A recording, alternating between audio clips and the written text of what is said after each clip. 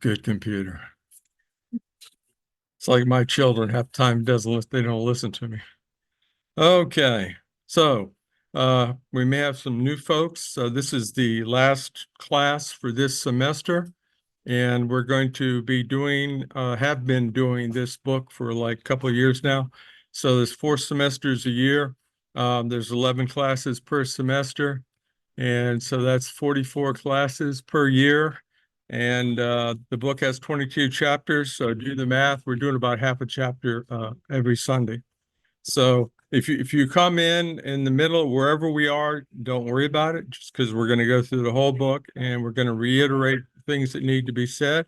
And then we're just going to keep on going. So we started at chapter 1. I don't remember when, but so we're on chapter 8 now, and we just keep on going. And we see the same faces. We're very grateful.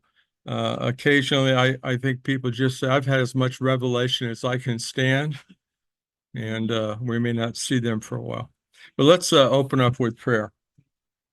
Thank you, Lord, for this time together, for this wonderful church, for the classroom, for all that you've provided, and all the students, and for anointing myself to teach and the students to listen, to absorb, and to understand through the Holy Spirit, and that it will have meaning and it will have practicality in our everyday lives. In Jesus' name, amen. Okay, so last week we went through a number of things. We talked about the scroll, the ABC concept of where each of these events will take place. I try to keep it simple because when I was first studying, and you probably still can find them, you have charts that are so intricate that you need a PhD to try to figure out what's going on. And after years of studying that, I've come to realize that actually it's very simple, that it's kind of like the old propeller engines. You know, they started out by World War II, they had like 48 pistons around the thing. And then the next step was the jet engine. They went from super complexity to super simplicity. It's nothing simpler than a jet engine. So at a certain point you jump and now you see things are simple. Everything Jesus said was simple. Everything he talked about was simple. Just a child could understand it. Revelation, I believe, fits that category also. So as we get closer to the times, we are going to more and more understand in relation to what's going on around us. And hopefully we won't over project events, but we got a lot going on in the world today that certainly aligns with what the revelation and prophecy is teaching. So we talked about the 7 seals. We talked about the serial judgments. I personally believe that the seals are the cause and the trumpets, as far as the first 4, are the results. In other words, the first 4 events of the seals really are all just one mega event. I call it A. But so, you know, Antichrist comes on the scene, war starts, economy collapses, death is everywhere. Not a real pleasant thing. The word says 2 billion people are killed. And when you look at trumpets, I mentioned last time, it says a third of this and a third of that and a third of this and a third of that. So these are called the third judgments. But given the what is happening there, I believe those are the effects of the seals. The seals are the cause, and the trumpets are the effects. Makes sense when you line it up. So the old superpowers, we had USA and Russia, USSR. In World War III, which I label that first event, the Red Horse, you're going to have these 2 players disappear, become neutralized. That's the word they like in Washington. We neutralized him, you know. Oh, it sounds so nice, doesn't it? CIA whack some guy and go, oh, we neutralized him. Yeah, that's, you know, that's a spin. We're going to spin it for you. But at any rate, so if I'm correct about this, it seems to add up. If you differ, that's fine. But the thing is for sure, we're going to have war because it says 2 billion people are destroyed. The Red Horse and the first 4 seals, the word itself says that 1/4 of the Earth's population will be destroyed. Right now, I just looked it up, we're 8 billion. 1/4 of 8 billion is 2 billion, exactly what the word would fit into at this time. In other words, we're in that day. You know, you couldn't have said that 100 years ago, 500 years ago, because there weren't billions of people. You know, Malthusian economics and population density shows us that over time there's a I want to say it's not geometric. What am I looking for? Exponential increase in the population. So that's just as an aside. People go, how could Adam and Eve result in 6 billion people? Well, if you look at the geometric and exponential increase, it not only is it possible, you wonder whether there's not more people. That's all it took, 6,000 years to populate the entire Earth. So that's my 2 cents on that without getting into the beginnings. We see the trumpets come on the scene, and the 7th seal is pronounced. There's silence in heaven for half an hour. And I did look that Greek word up again, and it means half an hour. And I mentioned people in the time of Jesus didn't have timepieces. So I went into it further. I knew what I was saying was accurate, but basically, some cities, Roman cities that were wealthy, might have had a sundial in the middle of the town square, but Maximus Cludius didn't have one in his backyard, and he wasn't wearing one on his hand, on his wrist, right? So all they could do is look up and say, sun's overhead noon. Sun came up, sun rising, halfway through the day, halfway through the afternoon, time to go to sleep. That was their idea of timekeeping. So, but when God says it's half an hour, in some way it's half an hour. But the whole idea is not so much the time. It could have been 15 minutes or 10 hours. Who cares? That's not important. What's important, from what I can see, is that there's never been silence, and that this is announcing Christ taking the world back. So the 7th seal, from my perspective, is the end of them. And if that's true, that means the trumpets have to be enfolded into the scroll of the 7 seals and the bowls. And I'm going to show you that as we go. So there's 7 angels given 7 trumpets, and they start pronouncing these trumpets.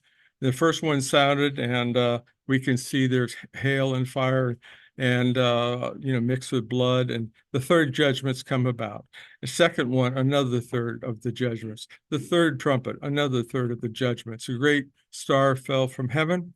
And then the 4th angel, the sun, and 3rd the moon, and 3rd of the stars was smitten.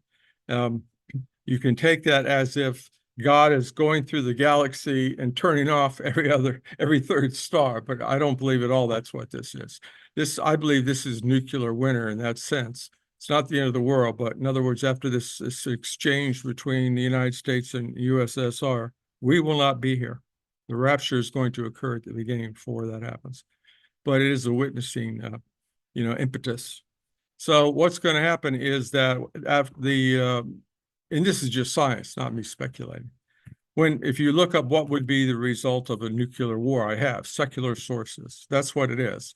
It destroys all the trees, all the water, everything, all the land, everything's destroyed. But all that, just like the first atomic test, goes up into the atmosphere. And then if there's a whole country that's been nuked, the atmosphere will literally keep the light from coming through, because the debris is in the atmosphere. It travels on the trade ones. So, you can take it as God smiting every 3rd one, or you can reinterpret it as I have, putting the whole picture of World War III together, that at least in the Northern Hemisphere, it's going to be sort of a nuclear winter. I'm not saying it's going to be cold like that or whatever, but in other words, that's another way of looking at this. And it makes sense to me because, as I've said before, if all the Christians in the United States were gone tomorrow, what would you have? If God didn't judge the United States, he'll have to apologize to Sodom and Gomorrah. This country is more wicked than Sodom and Gomorrah because we have had more light. Sodom and Gomorrah didn't have hardly any light. We've had all the light for decades and generations and centuries, and this country has turned its back on God. I'm not saying there's powerful movements. There's going to be, revival. I'm not saying it won't be, but the overall characteristic. It doesn't take a lot of people, but there has to be a core of people, a critical mass in a country where God preserves it. He's done so much for us. But at any rate, so in the beginning, the red horse is going to come on the scene. First, Antichrist. Not that everybody will know that's who he is. He's going to come on the scene, make a peace treaty for 7 years. And I was discussing this yesterday with a friend of mine. And basically either let them rebuild the temple, or the temple may be already under construction and there's some movement to get them officially recognized. But the thing is, that would make sense. In other words, he makes a peace treaty with Israel to protect them. All the Arabs around them then are going to attack that day. You say, "Oh, I don't believe it. It could be some other amount of time." Well, you need to go watch the movie Golda Meir's movie. That's an excellent movie. But I, although not alive at that time, I've read about it, and the movie shows it. But what happened is in November of '47, the UN worked with the Israelis, I guess Hebrews, whatever they want to call them at that time, to make a nation because the Holocaust was so horrible. That was the impetus. What good came out of the Holocaust? Israel. There was no Holocaust, you wouldn't have Israel today. I'm not saying God did it. I don't believe at all God did the Holocaust, but I'm saying that that was the positive thing that came out of it. So 6 months from November of '47, the mandate for the Jews to have their own homeland until May 14th, 1948. It took 6 months, and they were working in all kinds of things, but it wasn't until May 14th that they sat down and signed it that immediately 100 million Arabs attacked them. I think it's sort of a template and type of what's going to happen in the future here. Antichrist is on the scene, not necessarily recognized as such, just going to be a great world leader. He's going to make a peace treaty with them, especially to rebuild the temple. And at that time, as soon as he does that immediately, I think the very day, that's when they're going to be attacked. Russia will attack them. And we're going to see that that's not Armageddon. That is what I call World War III. Call it whatever you want to. That's what the world calls it. I look at every week. I mean, I could list it all on here, but it become too much information. Either it's coming out of Russia, our military leaders, or whatever. Are we on the brink of World War III? It's all over the news every day. So I'm not some crazy wild guy predicting something that makes no sense and is not correlated to the world. I'm saying this is the way it's going to happen because God predicts it in Ezekiel 38 and 39. Anyway, so this is the brand new stuff here that I wanted to go over. I think it's maybe the source of some of the biggest confusion of people that study and at least have some knowledge of prophecy is that they misunderstand the difference between World War III, which I'm calling it, it's actually Ezekiel 38, and Armageddon. And they loosely think they're all the same, but they're radically different. World War III happens at the very beginning of the 7 years. And even in the passage, Ezekiel 39:6, it says that there's going to be 7 years after the war. Let's go over some points. So we see in Ezekiel 38 that Rosh and the 5 nations with Rosh are going to come down and come against Israel. That's in the Ezekiel 38. If I say World War III, just think Ezekiel 38. So how many nations will be coming against Israel, and who are these nations for the first war?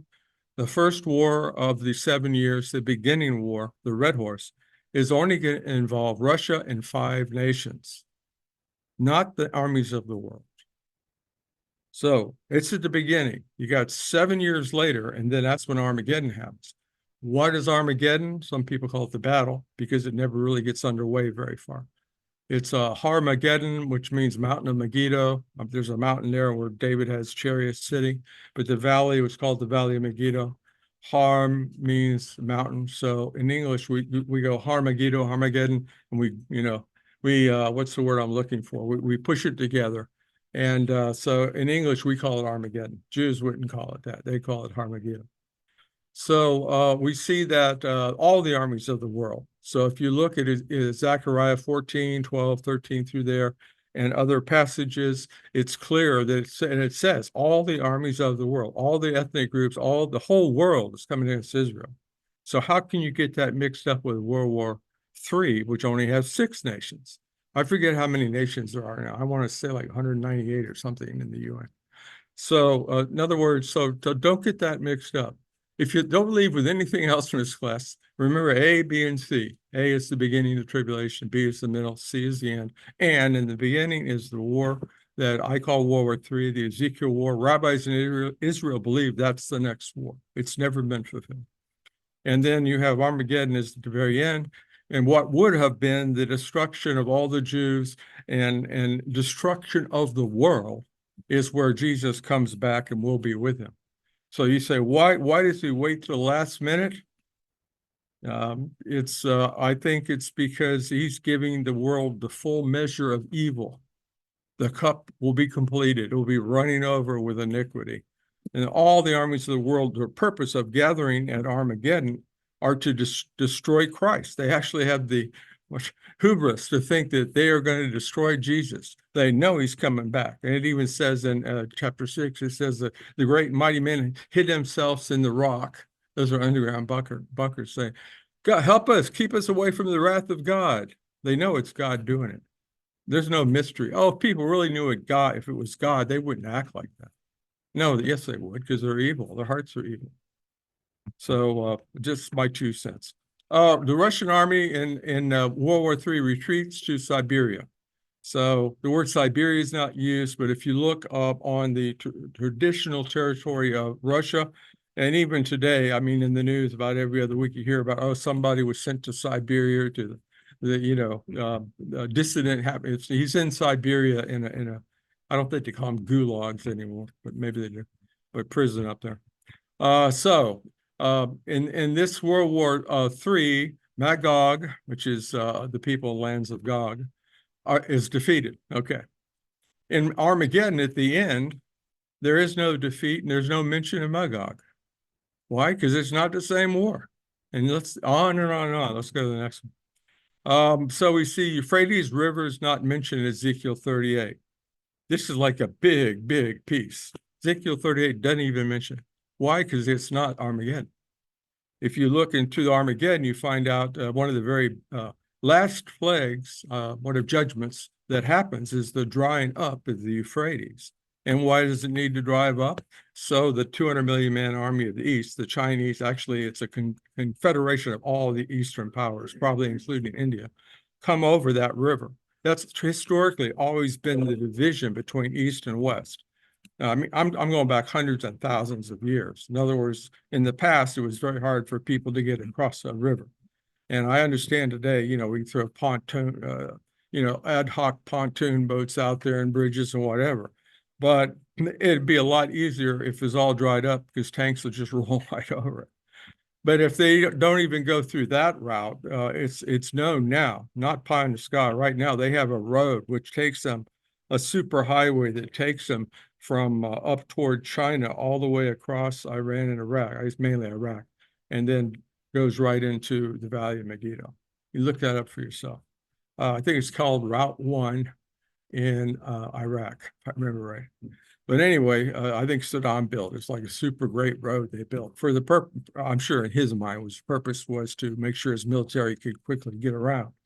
That's why you drive on interstates today. Most people have no clue where it came from. Like President and General Eisenhower, after World War II in the Cold War, he realized that we might have to move all of our military quickly from one coast to the other, from north to south. And so I came up with the idea of interstate highways. He built those roads. So we get the benefit of them today, but he built them so that tanks could quickly be sent from Fort Benning over to, wherever they're coming from to the other side of the United States. That's why we have those. But anyway, I digress. Okay, in Ezekiel 38, World War III, the next one, no mention of the kings of the East. You understand the kings of the East are one of the biggest players. Okay, so in other words, here are the players we have now, and these are the players that will exist at the beginning of the 7 years. We're raptured, but these players exist. USA and Russia, Magog is just another way of specifying the Russian peoples, a larger group of peoples. We have the EU and we have China. China is by 2030 probably going to become the dominant economic and military power in the world. They're already building ships. They have more ships than we do, but they don't necessarily have better ships. They're building, everything's new. Their aircraft carriers, everything they have is brand new. And what is our country doing? We are sitting back fiddling. We're in no shape at all to match the Chinese by 2030. So why would they care? Because as President Xi has said, they want hegemony. They're out to rule the world. They're no different than Hitler or Mussolini. They're communists. What's the difference, right? Russia was communist. not now. But what do you call it? Whatever you want to call them, what label, it doesn't matter. The idea is, what do they stand for? What's their plan and where are they going? You know what the most scary thing is? When Chinese, no matter who, first of all, they have the same leaders for decades. But when they make a plan, and at least in my lifetime, I always heard about, oh, China has a 10-year plan, a 5-year plan, a 30-year plan. They plan their work and they work their plan. I mean, economics might go up and down, hurt them a little bit as far as how much money they have. But when they say we're going to go over here and do something, you can put your money on it. They are going to do it. That's the way they work. They're a dictatorship. You don't have a say in it. The leadership says we want to take over the world. We want to rule the world. We're going to rule the computers and chips, AI, every sector of America. They bought up all kinds of farmland here. I digress, but basically they're taking over America without firing a shot. And the people are all stupefied. They don't even know what's happening. But at any rate, don't underestimate the Asians. The Asians are probably the smartest people on earth, intellectually. I saw something years ago in Wiki, they took it off, but they said the smart IQ, I'm talking IQ of the people, it's not a particular person, but the smartest people in the world were Northern Europeans, up there toward the Arctic, and Asians, particularly Asians and what we call Asians. So they really are very intelligent people. But it's a matter of what you can use your intelligence for. What's God's seeing ahead of time that they will do? God knows what they're going to do. So, but at any rate, so after Russia and the United States are gone, the only thing we have left is the EU, who will become a very dominant power, and most dominant power, the kings of the East. But it's going to take 7 years. That's another thing about the Asians. They're so smart. They will sit back. They'll let all kinds of stuff go on. They plot and they plan. And so when Antichrist comes on the scene and this war happens, they're going to consolidate the East. They're going to rule all the Southeast and Asian countries from India, Vietnam, the Mongolia, all of it. All of it's going to be probably even into the East from there. They're going to rule all of that. And they're going to have a confederacy. You might call it the United States of the East. That's what they're trying to do. They see the power of what happened with us. They see the power of the EU, right? EU is European Union. It's the United States of Europe. So they're the third and last player to make a United States. But when they do, watch out. So what's going to happen is that they are, at the very end, make their play for world domination. They march against Antichrist, whose headquarters is in Jerusalem in Israel. So enough of that. But if that rings true, fine. If not, as one preacher said, eat the chicken and throw away the bones. I just ask you to keep your ear to the news, because I think everything I'm saying here, you will find evidence every week, at least every month, maybe every day. China,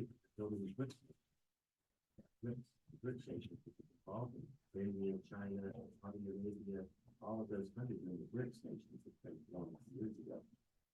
Yeah, I mean, the thing is that all this is happening under our nose. They're trends.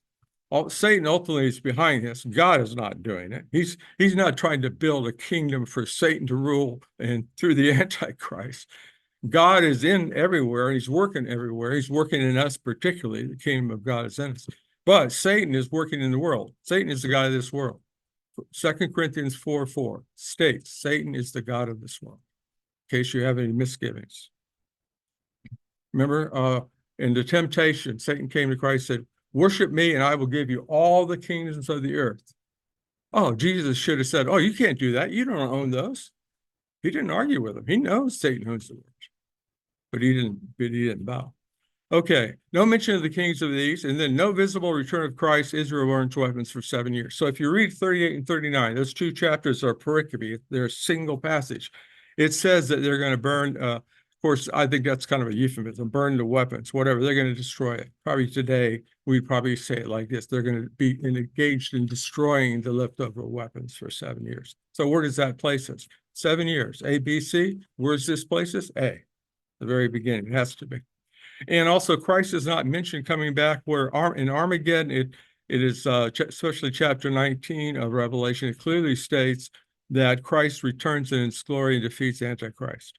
These are apples and oranges, so don't get them mixed up, because then you have no hope of understanding Revelation. You really don't, because you'll think all kinds of uninformed thoughts about where things are. So the whole idea is, in the beginning you have World War III, at the end you have Armageddon, In the middle, you have the mark and Antichrist proclaiming himself being indwelt by Satan.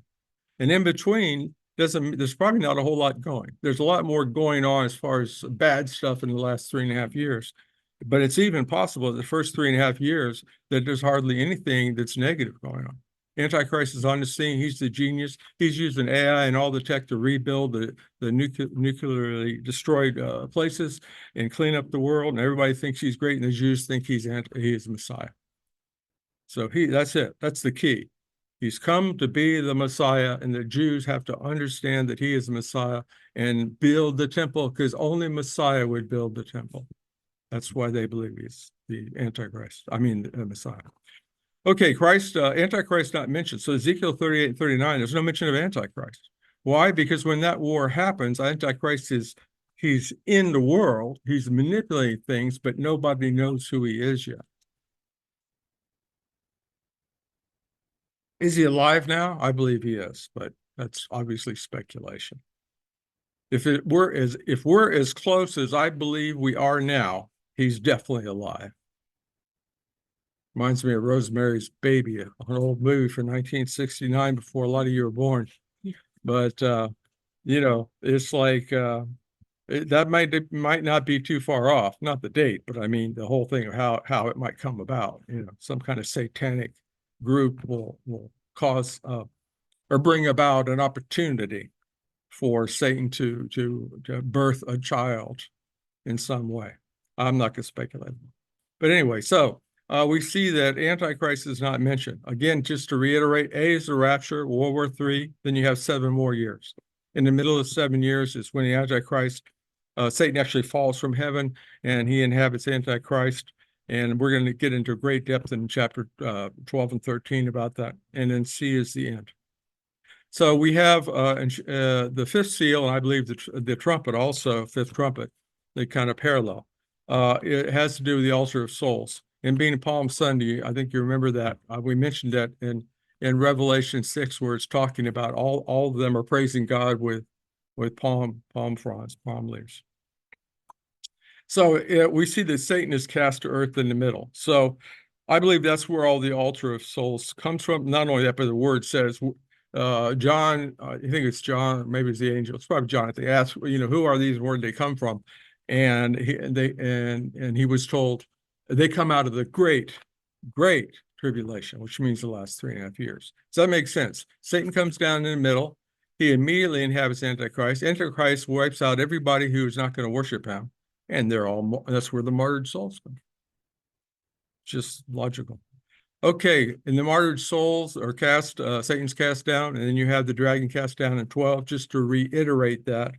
So another sign appeared in heaven, the great dragon having 7 heads and 10 horns. And other symbolism mostly comes from Daniel. And its tail swept away 1/3 of the stars of heaven and threw them to the earth. That's important. They're celestial beings, if you will, hyperdimensional beings, and they're thrown down to earth. Satan and his cohorts. And the dragon stood before the woman. The woman is usually recognized to be Israel. But at any rate, it clearly states that the dragon is the devil and Satan. So in case we don't understand the symbolism, it tells us what the red dragon is. Oh, by the way, what's the main symbol of China? The dragon. Dragon means Satan. So, and of course, China is a very, very pagan, occultic nation. I'm not going to go too far in that. So anyway, when he comes down to earth, his main objective from the time he was with Christ in the wilderness is to be worshiped. So he's actually in some way, and I'll try to explain that, in some way, Satan is going to inhabit the Antichrist and get the worship that he's wanted for thousands of years, maybe eons. So when it says the star fell down, I just want to pass this out in Revelation 12, 3-9, Satan, the star of the morning. It says a star fell down, although it definitely talks about it. But in the Old Testament, Satan is also referred to, I think more of the original Lucifer, he's referred to as the star of the morning. So there is a reference to Christ. So you gotta know your context to understand which is what. So Satan is being cast down. Right now, as we see in the book of Job, he can go before the throne of God. He can go anywhere he wants to. He was judged at the cross, but he's out on bail. But now, when we come to this point, the midpoint of the 3.5 years into the tribulation, his bail is revoked. they go out and they throw him down at the earth. And because that's where he's going to do his fulfillment of prophecy. I don't understand why God does it this way. All I know is God is God. I have no doubt. And I'm not going to try to second guess God on what he does. I think our job is merely to read his word, be blessed by it, and try to understand. The more we study, the more we understand. Study to show thyself a workman approved, not ashamed. So we have to study this stuff. And this is a hard book in that sense. But anyway, so we see that according to what I understand, the seals and the trumpets, the seals are the effect, the trumpets are the seals are the cause, trumpets are the effect. And similarly, in a similar way, in the seals and trumpets, we see that the altar of souls coincides with Satan cast to earth, as I've explained it. The fifth angel sounded, and I saw a star from the heaven which had fallen to earth. And the key of the bottomless pit was given to him, and he opened the bottomless pit. Okay, in the Greek, that's abysso. Anyway, in our English, we call it abyss, right? There was a sci-fi movie called The Abyss. It just means like a big shaft that goes on into nothing. I mean, it just goes on forever. And so this star is cast down. I believe it's talking about Satan. If you differ, that's fine. But we see that they're somehow are locked up, and it's debatable, I guess, as to whether these are the angels in Tartarus. But we know that the angels that did not keep their first estate are locked in Tartarus, however you want to say it. So is he going to unlock those? Maybe. I think as Peter says, they're locked unto judgment. But I used to think that meant unto judgment of going before God and being judged. But now I'm wondering if it doesn't matter. The book of Revelation has 21 judgments. If they are not being held down there until they fulfill a judgment on the earth. In other words, they're the judgment themselves. That's just 2 cents. Okay, but it says, don't hurt the grass or the trees. And it's a strange one. I realize this. Because it mentions 5 months. I think it happens right at the middle point, but whatever you think. I'm sure it's in the last 3.5 years. There's no doubt about that. So these beings are unleashed, and it says that some kind of, I want to say chimera. I don't know if these are spiritual entities or biological derived chimera entities. And what I mean by that's an old term, but it's still used in science. It means that they are a composite of different entities. In other words, science today is taking the genes from various creatures and making new creatures. That's called a chimera. So, I mean, that's not pie in the sky. Look it up. CHIMERA, I think. So at any rate, that's going on right now. We don't even know half of it. Who knows what they're really doing? You know, they've found a lot of strange creatures washed up on the beach that nobody's ever seen. It shouldn't be there. And some people have speculated they, tossed them in the ocean after they're through making them. But that's my 2 cents. So what we have is tormenting the people for 5 months. And this is the supernatural part. Only the people who've taken the mark are tormented.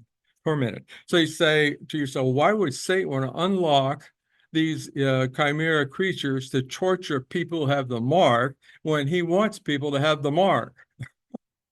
It's kind of a dilemma there. So if you figure that one out, let me know. Yes, sir.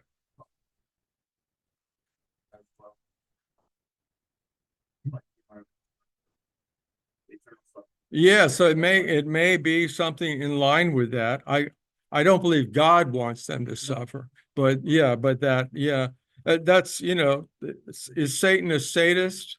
Is he a masochist? Is he name your litany of psychological and soulish diseases? Who is the inhabitation in the primal one that has those attributes? That's Satan. So anything that we have on this earth that's evil first came from Satan. He's the father, Jesus said, father of lies. He's the father of all evil things in the earth.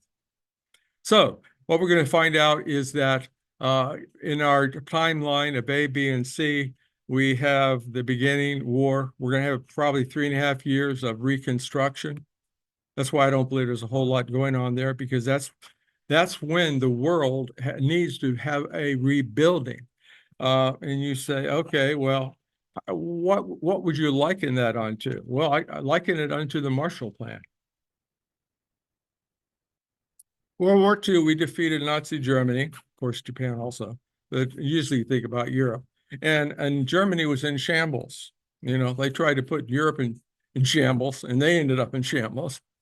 And so General Marshall came up with a plan to rebuild Europe. I don't remember how many years it took, probably at least 3.5. So, but he didn't have AI, and he didn't have robots, and he didn't have all the things the Antichrist is going to have at his disposal. So it's possible that I say it's very likely that in 3.5 years of Antichrist rule, by the way, they're all going to hand him the power willingly. He's not going to take it. He's not going to physically manipulate it. But in the sense that Satan is going to make sure he gets all the power through the demons and all of his evil forces. So they're going to look at this guy. He's the wonder kid. He's the brilliant genius, more of a genius than anybody who's ever lived, even Alexander the Great. And they're going to say, okay, how do we get out of this mess? And the one guy with a big S on his chest, but it stands for Satan, is going to come on the scene and say, I can fix it all. Just let me be the ruler. I will fix it all. And they're going to say, here, take it. That's what they did with Hitler. All the German hierarchy said to Hitler, hey, it's a mess. We don't know how to fix it. You take over. We're going to let you. They voted Hitler into power. They willingly knew the things he was thinking, but said, well, it's better for him to take over and restore our country than the mess we're in. That's what the world's going to say. So for the 3.5 years, they're rebuilding their temple, or it's finally done. Jews say he's the Messiah. The world thinks he's the wonder kid. In the 3.5 years, they have the greatest awakening of all time. When one day they turn around and are watching worldwide GNN or whatever it is, and they say, oh, here he is, the president of the world, whatever his name is. He's going into the newly rebuilt temple, following him along, and they have commentary, and everybody in the world's seeing him. And then he says, he's going into the Holy Holies. Can he do that? He's going in. Let's follow him. And he's sitting on the Ark of the Covenant. Wait a minute. Newsflash. The president of the world declares he is God. And so at that point, all the Jews flee, and a lot of people in the world know what the score is by now. And he basically says, worship me, take the mark, or die. I'm sure he's going to have something very efficient in the way a huge conveyor belt. I know it sounds morose to just, dispatch people. Way better than gas chambers. I can think of a better way, and I'm just a person. But at any rate, so that's the middle point. And then for the last 3.5 years, between B and C, you have a lot of horrible judgments going on. The world's a mess. And the great leader who's supposed to fix all problems can't really fix anything, it seems. But it doesn't matter. He has total control. The new superpowers after the World War III, as I mentioned, are going to be Europe. And how much they are affected by World War III, it's hard to say. I mean, that'd be pure speculation, right? The kings of the East, I don't think that's speculation at all. They're already starting to do it. The plans are laid. It's going to happen. So you say, oh, all they want is Taiwan. No, they don't. Taiwan will be the first domino. I think Hitler first took over the Sudetenland, and then he went into Poland, and then Belgium. He kept on going. But, and Chamberlain in England said, oh, well, let them have Sudetenland. I mean, it used to be Germany anyway, 100 years ago. And they started making excuses for him. Then he went over and met with Hitler, and Hitler shook his hand and said, oh, yeah, I'm not going any further. Sieg Heil. And Chamberlain, who was kind of a wide-eyed liberal guy, peacemaker, he wanted to be a peacemaker, said, okay, he went back home the next day, or very soon they invaded Poland. And that was that. And you never stopped Hitler again until the USA came in and bombed what out of them. So anyway, so that's what's going to happen here. So we're going to see the world will be rebuilt to some extent, and then the devil will take over. And we're going to see that the last seals and trumpets and the bowls. And I don't have a whole lot of time, so I just want to say this. I believe they're all parallels, but the oddball is the bowls.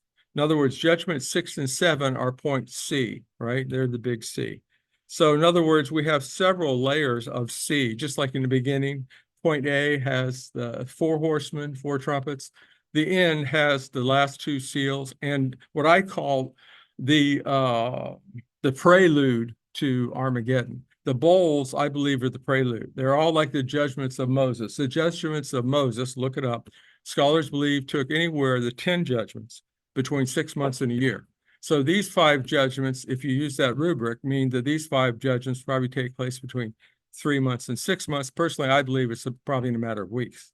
But it's just like the Normandy D-Day. First, the battleships, just bombarded the heck out of the Nazi fortifications. And then by the time it was over, it was D-Day. Well, D-Day is in red here.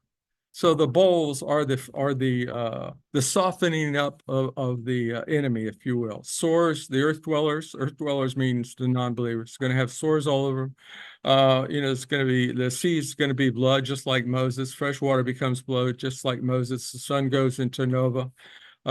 Possible. That's an astronomical thing, but in other words, the sun can become extremely bright, scorches men, and darkness covers the earth. So it could be a mixture of heavenly things and just natural things occurring. But the whole idea here is to keep in mind that the last points are Armageddon. There's going to be a great earthquake, and the 4 angels who have 4 messengers who are loose from the Euphrates dries it up, so the 600 million man army of the kings of the east will march forth, the Asian United States. And you see how these correlate? In other words, if you look at all 6 of these boxes, they all are pointing to the same thing. And this is the key. This is how I started to understand that these were parallels, because the key is these last ones start at the end and then build forward toward the beginning. So the great earthquake is the 6th seal, and it's mentioned in the 7th bowl. And we see that Armageddon is mentioned by name, and also Christ's coming in the trumpets in the 7th trumpet. So what happens is, this is the great day of the Lord. It actually calls it the day of the Lord. The day of the Lord is not some huge time frame. It's the day of Armageddon. It's the Lord's day to get even with Satan and the world and everything that's gone wrong. That's why it's called the day of the Lord, not the week of the Lord, not the month of the Lord, not the year of the Lord. It's the day. It's one day. And he's going to come back. The armies all converge in Armageddon, and he's coming back. We're with him. And before they can even fire a shot, poof. Maybe he doesn't say poof, but sharp sword, flaming eyes, they're gone. Okay. So at that point, what happens? We're back, and we are the rulers and reigners with him over the millennial kingdom. We are going to rule the world. Not like Hitler, but, we're going to be rulers under the King of Kings, and he's going to let each and every one of us do something in the administration. Maybe that's a better way to put it. We're the administration of the world. We're the helper government people. Okay, it talks about the woes. Just real quickly, the woes are the last 3 trumpets. But we're going to see that, as I listed in my little matrix, if you want to go further, you'll see that the trumpets each mention the things that I put in the little matrix in a very short form. And 6th bowl, and so all the things I was mentioning, we're going to see happen. So the 6th seal, trumpet, and bowl are basically the same. The key there is the great earthquake. There's only one great earthquake in all of the book of Revelation. Look for yourself. There may be other little mentions of earthquakes, but this one says great earthquake. Seismos megalos, which means great shaking. Seismology means a shaking. Valley of Jezreel, it mentions that's Megiddo. That's the older name of the Valley of Megiddo is the Valley of Jezreel, Old Testament name.